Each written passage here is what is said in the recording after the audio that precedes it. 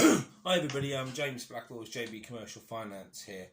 Apologies for the more relaxed surroundings. Like most of us at the moment, I'm working from home, which for me is my conservatory, which is a bit of a pit, but it's also my home office when I require it.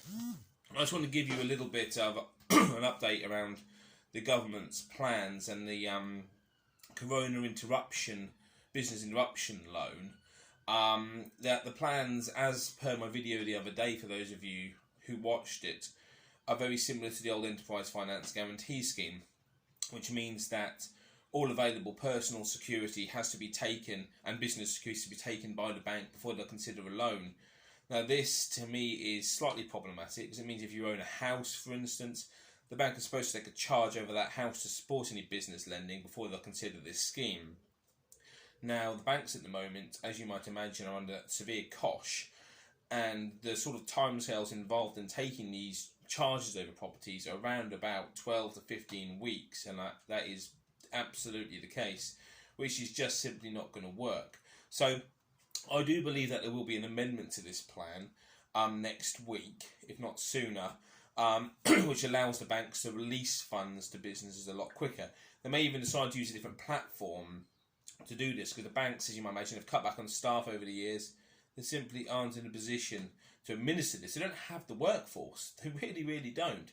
So I wouldn't be too surprised if the online platforms, Funding Circle, Esme, who are owned by Royal Bank of Scotland out west, are used to do this. So I'm just getting messages pop up. To administer this, a more slick online credit scoring proposition. So let's wait and see. I still don't want businesses to get their hopes up around this scheme, because this is something that's been decided at that level by the government, and unfortunately, as is often the case, their understanding of what happens on the coalface is significantly out of touch with that. So it sounds great on paper.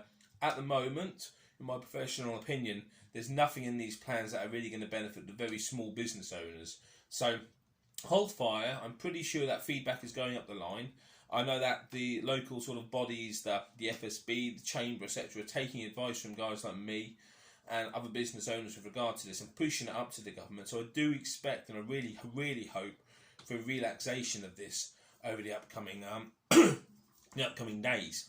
In the meantime, my lenders are still very buoyant generally. It sounds strange, but most of them are, because of the way that the sector has gone, digitalisation, things being done in automation way, they're able to do a lot of stuff from home. So it's not actually had a major impact in service, and the appetite for lending is still there. So please, if your business does need money, do consider actually taking that step and borrowing it now, rather than waiting for Boris Johnson to come in as a white knight and save you. I'm not sure at the moment that's going to happen, and if it does happen, I'm not sure it'll be quick enough for a lot of businesses out there. So I'm James Blacklaws. Hope this has been a little bit useful. I'm going to give as many updates as I can, giving my interpretation of the government scheme. I'll read the paperwork, the government website, so you don't have to do it, because it's my job. And I hope to hear from you soon. Any questions, please just get in touch, and I'll do my best to answer them. Thanks a lot.